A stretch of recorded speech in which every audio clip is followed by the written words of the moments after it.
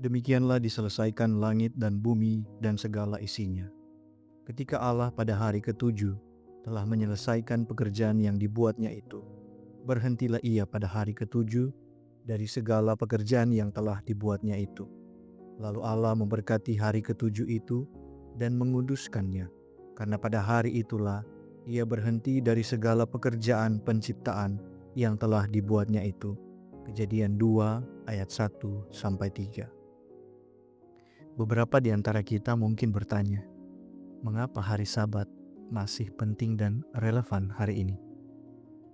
Nah, untuk menjawabnya, mari kita kembali bukan ke padang gurun, bukan ke Sinai, tetapi lebih jauh ke belakang, yaitu ke Taman Eden. Tuhan menciptakan dunia dalam 6 hari. Langit, bumi, cahaya, binatang, laut, manusia. Namun ia tidak berhenti di situ. Ia tidak berkata, sudah cukup, sekarang lanjutkan hidupmu sendiri. Tidak, ia menambahkan 1 hari lagi. Tapi hari ketujuh bukan hari untuk menciptakan sesuatu secara fisik. Allah berhenti, ia memberkati, ia menguduskan. Pertanyaannya, mengapa Allah yang Maha Kuasa perlu berhenti? Apakah ia lelah? Tidak, Allah tidak pernah letih, tapi ia berhenti karena pekerjaannya sudah lengkap.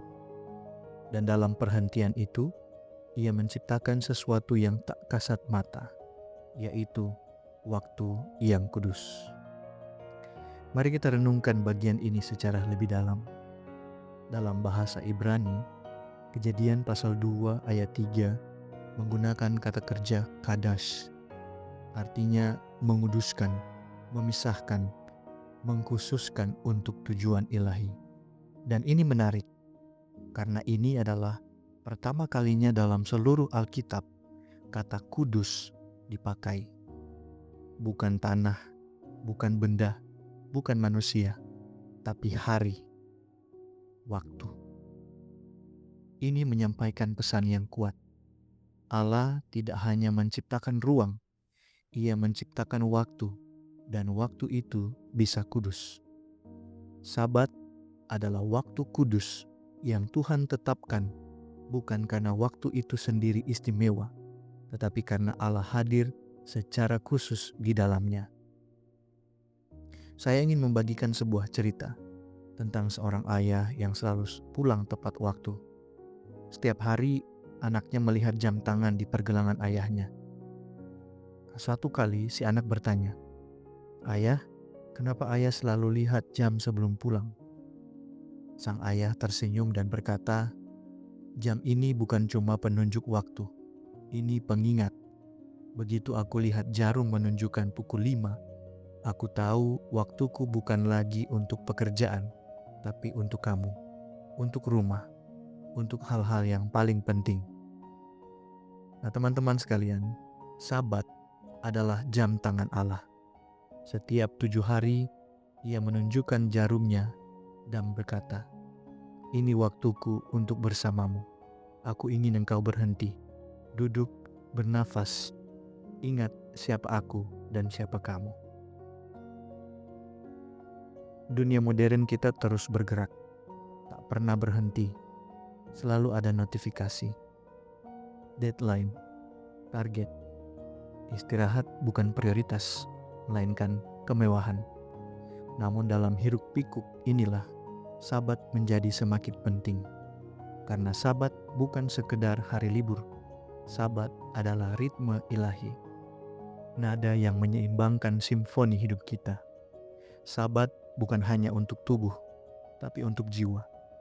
Ia adalah tempat di mana kita bisa berhenti berlari dan mulai mendengar suara Tuhan. Pernahkah kamu merasa kehilangan arah, bahkan di tengah kesibukan yang paling produktif? Sabat mengingatkan kita bahwa kita bukan diciptakan untuk bekerja terus-menerus. Kita diciptakan untuk berelasi dengan Allah, sesama, dan dengan diri kita sendiri. Dan hari Sabat adalah jembatan ke arah sana. Bukan beban, tapi anugerah. Bukan kewajiban, tapi undangan. Bukan aturan, tapi pertemuan. Jadi, mengapa hari Sabat masih relevan hari ini? Jawabannya, karena kita masih manusia, masih merasa lelah, masih sibuk, masih butuh arah, dan karena Allah masih tetap Allah yang sama. Ia tidak berubah, ia tetap rindu dekat dengan kita. Sabat adalah undangannya. Satu hari yang ia kuduskan agar kita bisa menemukan kekudusan juga.